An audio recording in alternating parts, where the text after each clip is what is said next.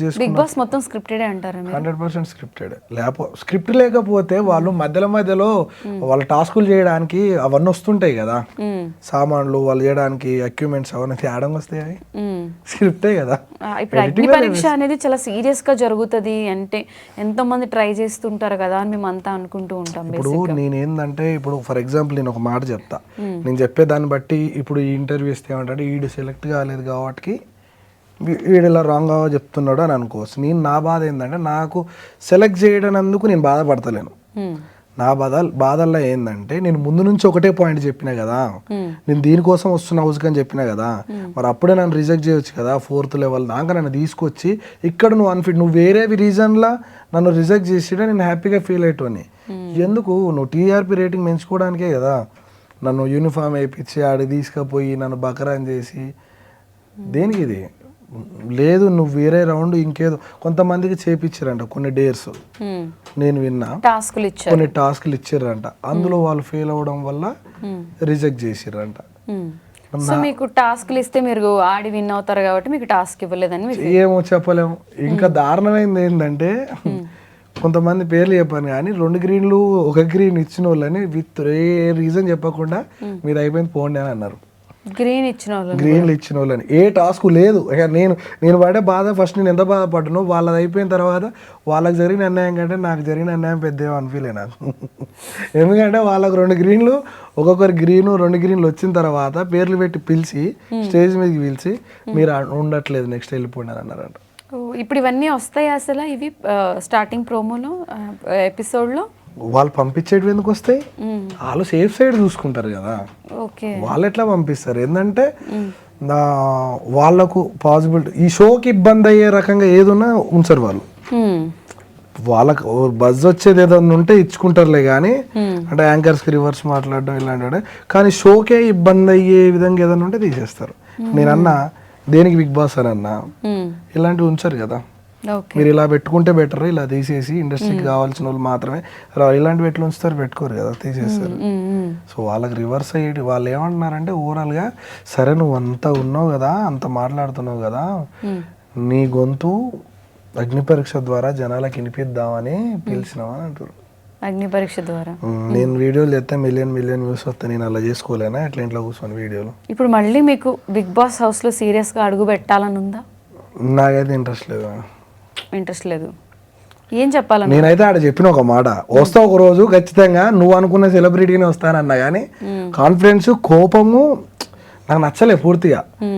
వస్తా ఖచ్చితంగా, మీరు ఏదైతే ఎక్స్పెక్ట్ చేస్తారో ఆ ఫీల్డ్లోనే వస్తా ఖచ్చితంగా, ఒక సెలబ్రిటీలకు వస్తా, మీరే పిలుస్తారని అన్న. ఎందుకంటే నాకున్న పీక్స్ ఫ్రస్ట్రేషన్ ఒక రేంజ్లో ఉండే అప్పుడు. ఎందుకంటే మేము బయట 100,000 మంది డ్రైవర్ల కోసం కష్టపడుతున్నా నేను, నువ్వు జస్ట్ కామనర్గా నన్ను జోకర్ని చేసినావు. నాకు అర్థం కాలంటే ఈతోళ్ళ మనోభావాలతో నీకు అవసరం లేదా? కామనర్లోనే వచ్చిన, నేను కామనర్స్ కంటెస్టెంట్గానే వచ్చిన, బట్ ఎవడేంది అనేది నీకు తెలియాలి, ఎవడు దేనికోసం పనిచేస్తున్నాడని తెలియాలి. అక్కడనే నువ్వు ఆపేయాలి. నేనే రోస్టులో ట్రోల్స్ చేసుకుంటా వీడియోస్ చేస్తలేను, నా ఫీల్డ్ని నా వృత్తిని నేను కాపాడుకుంటూ వస్తున్నా, దానికోసం పనిచేస్తున్నా.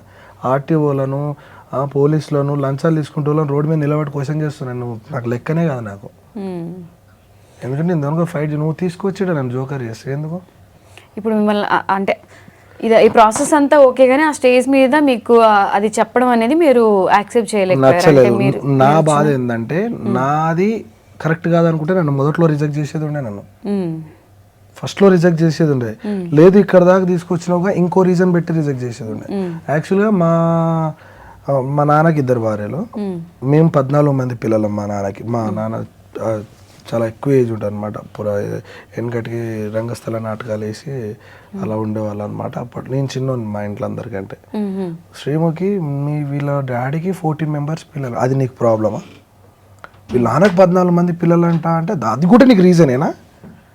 ఇది ఎక్కడ రీజన్ నాకు అర్థం కాదు. మేము మా నాన్నకి 2 భార్యలు, అమ్మాయి చనిపోయిన తర్వాత ఇంకో అమ్మాయిని చేసుకున్నాడు. మా నాన్న పౌరాణిక రంగస్థల కళాకారుడు, అల్లూరి సీతారామరాజు, మాయల ఫకీరు ఇలాంటి వేషాలు వేసి స్కూళ్ళల్లో పిల్లల్ని మోటివేట్ చేస్తుంటారు నెక్స్ట్ జనరేషన్కి. ఆయన టైం ఉన్నంత వరకు చేసిండు. అనే టైం ఉన్నంత వరకు చేసిన తర్వాత అయిపోయింది. కాకపోతే మేము ఆ దారి ఎంచుకోలేదు, మేము కూడా యాక్టింగ్ అని రాలేదు. నేను నాది ఒక ప్రొఫెషన్, మా అన్న వాళ్ళది ఒక ప్రొఫెషన్, మా అక్క వాళ్ళది ఒక, ఎవరి దారి వాళ్ళు చూసుకున్నారు అంతే. నీకు మా అక్క మేము ఎంతమంది పిల్లలు అయ్యేది కూడా నీకు ప్రాబ్లమే అవుతుంది. చెప్పారా అండి ఎంతమంది పిల్లల ప్రాబ్లం అనేది? అయితే బుక్లెట్లో రాసాం కదా మీరు ఎంతమంది అని అంటే, వీళ్ళ నాన్నకంట 14 మంది పిల్లలంట. ఎందుకు అని అడుగుతుండే ఆయన. నీకు వెలియాలేదని చెప్పి నీకు తాలిబంగా అవతలోడుకుంటాడు అని ఉన్నది కరెక్ట్ కాదు కదా. నేను నా ఇంటాడు, నేను ఆడ కూడా అందాం అనుకున్నా కానీ ఆ స్టేజ్కి అక్కడున్న స్టూడియోకి మర్యాద ఇచ్చి నేను అనలేకపోయినా. ఎందుకు అంటున్నాను, నాకు పిల్లలు నవదీప్ గారు ఎందుకు, శ్రీముఖి గారేమో ఆశ్చర్యం. అంటే ఒక మనిషిని ఎటకారంగా అడిగితే ఎట్లంటారు, వీళ్ళకు 14 మంది పిల్లలంట. అంటే ఇది ఇది ఏమాత్రం షోకి అక్కరొచ్చే విషయమేనా ఇది? 14 నేను నా 14 మంది ఉన్నాను, 20 మంది ఉన్నాను, నేనేందో నువ్వు చూడు ఇలాగ నేను వస్తున్నా కదా. నా గురించి పక్కన పెట్టి నన్ను ఎలిమినేట్ చేయడానికి నేను రీజన్ అడిగినందుకు ఇవన్నీ దేవులాడుతున్నారు వాళ్ళు. ఇంకో విషయం ఏంటంటే, లా అండ్ ఆర్డర్లో నువ్వు చేయకూడని పని ఏదైతే ఉందో, అసలు చేయని పని ఏందో అని క్వశ్చన్ ఉంటుంది. నేను డ్రంక్ అండ్ డ్రైవ్ చేయను అని చెప్పినాను, ఎందుకంటే నేను హెవీ వెహికల్ డ్రైవర్ని కదా. దాన్ని రివర్స్లో చెప్పారు. లా అండ్ ఆర్డర్ బ్రేక్ చేస్తానంటే డ్రంక్ అండ్ డ్రైవ్ చేస్తాను అడిగినా, అంటే నేను అడిగినా కదా కరెక్ట్ రీజన్ చెప్పండి అని అంటే, నేను నవదీప్ గారికి అంటే లేదు ఆయన అలా అనలేదు ఇలా అన్నాడు అని మళ్ళీ ఆయన కవర్ చేసాడు. అంటే మొత్తానికి ఒక రీజన్ ఎత్తుకుతురు కదా అని అడిగిన నేను గట్టిగా. రీజన్ ఎత్తుకుతురు కదా, దీనికి మీరు నాకు అర్థం కావట్లేదు పోతలే అని చెప్పిన. ఇక నేను చెప్తా ఖచ్చితంగా మ్యాక్సిమం వీళ్ళకి ఎవరు రావద్దని చెప్తానన్న. మీ చేతిలో కూడా లేదన్న విషయం నాకు అర్థమైంది అన్న డైరెక్ట్ అనే. మీకు స్క్రిప్ట్ ఇచ్చారు, ఎవరికి రెడీ చేయాలి ఎవరికి గ్రీన్ చేయాలి అనేది మీకు ఇచ్చారు, మీరు దాని ప్రకారం చేయగలరు. ఆయన అన్నాడు నవదీప్ అన్న రోలింగ్ అంటే ఆగిపోయింది, అప్పటికే కట్ చేసారు. అంటే అది అయిపోయిన తర్వాత షూట్ ఆపినాక నేను వాళ్ళతో ఆర్గ్యూ చేస్తున్నా, ఇలా చేస్తారు అని. అంటే నేను ఏం చేయను బ్రదర్ అది అంటే, ఆయన డైరెక్టర్ నా చేతిలో ఏం లేదని అంటున్నాను. అంటే టోటల్ స్క్రిప్టెడ్ అది అంతే. మొత్తానికైతే మొదటిసారి ఎన్నో చేసినా కానీ ఇది చేసి తప్పు చేసిన ఫీలింగ్ వచ్చింది నాకు ఫస్ట్ టైం. చాలా చేసిన నేను, కానీ దీనికి పోయి మనసు మానసికంగా దెబ్బతిన్నా. అంటే ఒక్కసారికే హోప్ వచ్చి తర్వాత డల్ అయిపోయింది. ఇక అంటే ఈ రీజన్ కాకుండా ఇంకోటి చెప్తే బాగుండేది అనిపించింది. ఇప్పుడు స్క్రిప్ట్ ముందే సెలెక్ట్ చేయకుండా అక్కడ రిజెక్ట్ చేసినా అయిపోయేది. ఇంతవరకు తీసుకొచ్చిన తర్వాత అంటే రీజన్స్ వెతికి తీసేయడం అనేది ప్రాపర్ గా అనిపించలేదు అని అంటారు. వెతకడం కాదు, నాకు రీజన్ చెప్పలేదు ఇక వాళ్ళు.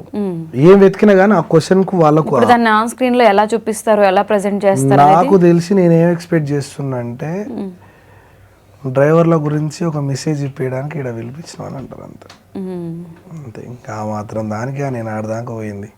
సో ఫైనల్ గా మీరు ఏం చెప్తారు బిగ్ బాస్ టీమ్ కి కానివ్వండి, అక్కడ ఉన్న జడ్జెస్ కి ఏం చెప్తారు, ఆడియన్స్ కి ఏం చెప్తారు? నేను జడ్జెస్ కి అయితే ముఖ్యంగా ఒకటి చెప్తా, వాళ్ళ మనసులో కూడా తగులుతుంది వచ్చిన కంటెస్టెంట్ ఏం మాట్లాడుతున్నాడు, ఎందుకు బాధపడుతున్నాడు అనేది తగులుతుంది. బట్ వాళ్ళ చేతిలో ఏం లేదు.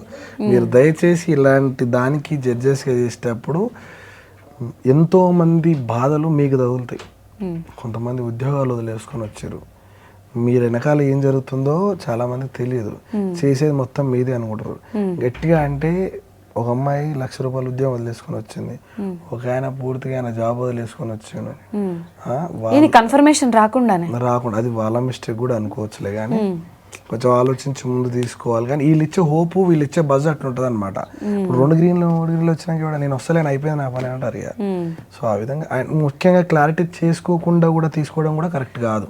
ఏదో ఇప్పుడు నేను నా బండి నేను డ్రైవర్కి పంపించుకున్నాను, నేను ఇలా పోతే నేను అమ్మేయలే కదా నా బండిని. సో ఆ విధంగా నడుచుకుంటే బాగుంటుంది. నేను జడ్జెస్కి అయితే ఇలాంటి జడ్జిమెంట్ చేయకండి, వదిలేయండి మీరు నన్ను అడిగితే మాత్రం. ఎందుకంటే ముందు మీరు కనిపించేది కాబట్టి ఆ ఏడుపు అనేది మీకే తగులుతుంది ఖచ్చితంగా. వెనకేం జరుగుతుంది ఎవరు చూడాడు, మీరు చేసిరు కాబట్టి మిమ్మల్ని తిట్టుకుంటారు, మీకే తగులుతుంది. ఇలాంటిది చేయకండి, దీన్ని మార్చని ప్రయత్నం అన్న చేయండి. లేకపోతే బిగ్ బాస్ టీం నేను ఒకటే చెప్తాను, ఎవరైతే మీకు కావాలనో వాళ్ళని మాత్రమే తీసుకోండి. కార్నర్కి అగ్ని పరీక్షలు ఈ శీల పరీక్షలు పెట్టకుండా డైరెక్ట్ మీకు ఏ 10 మంది కావాలో ఏ 15 మంది కావాలో ఆ జూరీ మొత్తం చేసి ఆ 15 మందిని తీసుకుపోయి హౌస్లో పెట్టుకోండి డైరెక్ట్గా. అంతే. ఈ అగ్ని పరీక్షను పెట్టి హోప్స్ పెట్టి ఇప్పుడు గ్రీన్లు ఇచ్చిన వాళ్ళని కూడా నువ్వు సమాధానం చెప్పకుండా పంపితే ఎట్టా? అది ఇందాక అంటున్నారు 2 గ్రీన్లు ఇచ్చిన వాళ్ళని కూడా రీజన్ లేకుండా వెళ్ళిపోండి పొండి అన్నారు. సీమన్ అని ఉంటాడు కదా, సిక్కోల్ సీమన్. 8 మందిని పంపించారు, ఆయన ఒక్కనే కాదు. 8 మందిని మాకంటే పూర్తిగా రెడ్లు వచ్చినాయి. మేము బాధపడ్డాం. మా బాధ అంతా ఏంటంటే సరైన రీజన్ చెప్పలేదు అండ్ మాకు సమాధానం చెప్పలేదు. నేను చెప్పాను కదా, నేను ముందు నుంచి చెప్పుకుంటూ వచ్చిన విషయం అదే. అయినా సరే నాకు అదే విషయం మీద నన్ను సెలెక్ట్ చేసుకుంటూ వచ్చారు. నేను ఏదైతే పాయింట్ తోటి బిగ్ బాస్కి రావాలనుకుంటున్నానో ఆ పాయింట్ తోటి నన్ను సెలెక్ట్ చేసుకుంటూ వచ్చి ఇప్పుడు అదే పాయింట్ మీద నన్ను ఎలిమినేట్ చేసిన నా బాధ. వాళ్ళదైతే దారుణం. ఇంకా 2 గ్రీన్లు ఇచ్చి ఏ సమాధానం చెప్పకుండా మీరు లేరు. ఇంకా నెక్స్ట్ అసలు అప్కమింగ్ అగ్ని పరీక్ష ట్రై చేసే వాళ్ళకి కానివ్వండి, బిగ్ బాస్కి వెళ్ళాలనుకునే వాళ్ళకి మీరు ఏం చెప్తారు? నేనైతే ఒక డ్రీము, ఒక కళ లాంటిది అయితే పెట్టుకోకండి బిగ్ బాస్ పోవాలనుకుంటే. జస్ట్ ఒకవేళ చేయాలనిపిస్తే ఎంటర్టైన్మెంట్ పర్పస్లో లేకపోతే టైం పాస్కో వేయండి, తగులితే పోండి, లేకుంటే లేదు. కానీ పక్క అంటే అది కూడా వాళ్ళు ప్రొఫైల్ చూడంగానే డిసైడ్ చేస్తారు వీళ్ళని తీసుకోవాలని. మిగతా 60 మందిని ఆట ఆడుకుంటారు అంతే. ఇప్పుడు ఎంతో 60 మంది, ఇప్పుడు ఎంతమంది దీంట్లో? 63 మంది. 63 మంది. దీంట్లో 10 మెంబర్స్ని ఫిల్టర్ చేసి దాంట్లో 5 మెంబర్స్ని హౌస్లోకి పంపిస్తారు అంతే. ఓకే, మీకు ఎవరు కావాలో అలానే తీసుకోండి అంటూ నేను బిగ్ బాస్ టీంకి అయితే. పబ్లిక్ మాత్రం చెప్తున్నా అంటే వేసుకొని అందరూ పెట్టకండి. నాకు వాళ్ళు బిగ్ బాస్ కోసం అది చేస్తా ఇది చేస్తా అని చెప్పేసి చేయకండి. ఏదైనా చేస్తే టైం పాస్ చేయండి. కొంతమంది అయితే ప్రాణాలు ఇస్తారు బయట, పాదయాత్ర చేస్తున్నాడు, రోజు వర్కౌట్ బిగ్ బాస్ కోసం. నాకు తెలిసి అలాంటి సంవత్సరం మొత్తం కష్టపడ్డ వాళ్ళు కూడా ఉన్నారు. వాళ్ళు ఈ పొజిషన్కి వచ్చింటే మాత్రం జీవితంలో బిగ్ బాస్ అనే మాట ఎత్తారు. ఇప్పుడు నాకేం తెలియదు బిగ్ బాస్ గురించి, నేను ఎక్కువ రాలేదు, చూడలేదు. నేను అనుకునేది అవుతుందని నా హోప్ తోటి వచ్చిన. కానీ దీని మీదనే డ్రీమ్స్ పెట్టుకున్న వాళ్ళు మాత్రం కళలు ఆవిరైపోతాయి. సో మీరైతే స్టేజ్లో గట్టిగా చెప్పొచ్చారు కదా, సెలబ్రిటీ అయ్యి మళ్ళీ బిగ్ బాస్ వెళ్తాను అంటే, అప్పుడు డైరెక్ట్ బిగ్ బాస్కి వెళ్దామని అసలు ఇన్ ఫ్యూచర్లో మళ్ళీ అగ్ని పరీక్ష ఇవన్నీ కాకుండా ఛాన్సెస్? నేను వాళ్ళు ఏదైతే ఎక్స్పెక్ట్ చేస్తారో ఆ సెలబ్రిటీ క్యాండిడేట్ అయితే వాళ్ళు నన్ను అడిగే రోజు వస్తుంది ఖచ్చితంగా. నా ప్రయత్నం నేను చేస్తా. ఇది ఓవర్ కాన్ఫిడెన్స్ కాదు, ఖచ్చితంగా నేను ట్రై చేస్తా. ఎప్పటికైనా అవుతుంది. వాళ్ళు పిలిచిన రోజు విత్ వీడియో ప్రూఫ్ తోటి నేను రిజెక్ట్ చేస్తా ఖచ్చితంగా. నా ప్రొఫెషన్ నాకుంది, నా ఫీల్డ్ నాకుంది, నేను దాంట్లో కొట్టినప్పుడు ఖచ్చితంగా జరుగుతుంది. ఇప్పుడు ఓవర్ కాన్ఫిడెన్స్ అంటే నా ప్రయత్నం నేను చేస్తా ఉంటున్నా, ఖచ్చితంగా అని కాదు, నా ప్రయత్నం నేను చేస్తా. వీలైనంత వరకు నేను చేసేది నేను చేస్తా. దాని తర్వాత లక్ ఇక్కడ వరకు రాసి పెట్టుంటే అక్కడ వరకు అయితే. ఎందుకంటే ఇప్పుడే ఆడదాకా అనుకున్నా, అది కాలేదు. సో నా ప్రయత్నం నేను చేస్తాను. నేను ఎంతవరకు కష్టపడాలో అంతవరకు కష్టపడాలి. అన్ఎక్స్పెక్టెడ్గా వైల్డ్ కార్డ్ ఎంట్రీస్ ఇస్తారు కదా, అప్పుడు పిలిస్తే వెళ్తారా మరి? నన్ను పిలిచిన విషయాన్ని పబ్లిక్ చెప్పి మరీ దండం పెడతా. వద్దురా నాయన మీ షో వద్దు, నాకు ఏది వద్దని. నాకు రోజుకు 10,000 వస్తాయి. నేను 4 నేనే తోలుకుంటే ఎందుకు నాకు అది? రాని కూడా రెమ్యునేషన్ ఇస్తారు. ఇప్పుడు నా పని ఇప్పుడు ఏంటంటే ఆడికి పిలిచి బకరాలను చేయడం తప్ప ఇంకేం చెప్పు. సో మీరైతే కంప్లీట్లీ డిసప్పాయింటెడ్.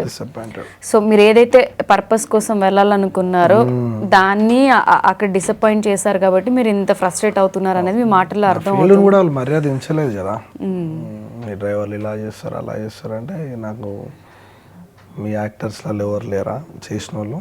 మీడియాలో మేము చూడలేదా అడిగిన నేను. మేబీ అవి కూడా అలా కించపరిచి ఉండొచ్చు మేబీ, ఏమో. కానీ మొత్తానికైతే నాకు సరైన రీజన్ చెప్పలేదు మేడం. ఓకే, ఇప్పుడైనా అసలు టీం నుంచి ప్రాపర్ రీజన్ చెప్తే బాగుండని ఎక్స్పెక్ట్ చేస్తున్నారా మీరు? ఇప్పటికైనా ఎక్స్పెక్ట్ చేస్తున్నాను నేను. ఎందుకంటే నేను చాలా మందికి సమాధానం చెప్పాలి. నేను మీకు అవసరం లేదు సమాధానం చెప్పడం, నాకు అవసరం ఉంది. ఏమైంది అని అడుగుతారు కాబట్టి ఖచ్చితంగా నేను సమాధానం చెప్పాలి. ఇప్పుడు అక్కడ దాకా వెళ్ళావు నువ్వు, అసలు ఏమైంది? ఇప్పుడు రేపు షోలో ఏముంది?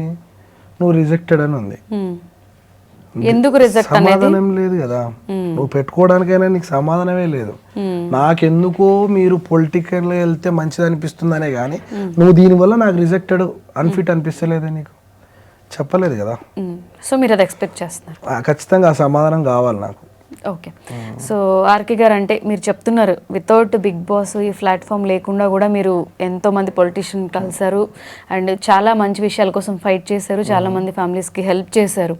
సో ఇది ఒక రైట్ ప్లాట్ఫామ్, దీన్ని ఇంకొంచెం పెద్దగా చేద్దామని అనుకున్నారు, బట్ ఇది వర్కౌట్ కాలేదు. సో మంచి పని చేసేటప్పుడు ఏదో ఒక సపోర్ట్ మనకి వస్తుంది అని అంటారు కాబట్టి మేబీ మీకు కూడా అలా రావాలి అండ్ అని హార్ట్ఫుల్గా కోరుకుంటున్నాను. నేను ఎక్స్పెక్ట్ చేసేది డ్రైవర్ల గురించి కూడా మీ ఛానల్ తరఫున నుంచి జర పెద్ద ఇదైతే ఎవరైతే ఈ లీడర్స్ దీన్ని చేయగలరో వాళ్ళ చోల పడితే కూడా బాగుంటుందని కోరుకుంటున్నాను నేను. మీరు అనుకున్న పని చేస్తున్న పని మంచిది, అది ఎక్కడి నుంచి ఎప్పుడు ఎలా వర్కౌట్ అవుతుంది అనేది అయితే తెలియదు. సో ఈ ప్రాసెస్ లో ఈ స్ట్రగుల్స్ ఇవన్నీ అయితే కంపల్సరీ ఫేస్ చేయాలి కాబట్టి మీరు అదే సిచ్యువేషన్ లో కూడా ఉన్నారు. హార్ట్ఫుల్లీ అప్రిషియేట్ యూ, బికాస్ అందరూ అన్ని ఫీల్డ్ లో ఉన్న వాళ్ళు తప్పులు చేస్తారు మీరు అన్నట్టు. దానివల్ల ఆ ఫీల్డ్ ని మొత్తం కించపరచడం అనేది అది చాలా రాంగ్.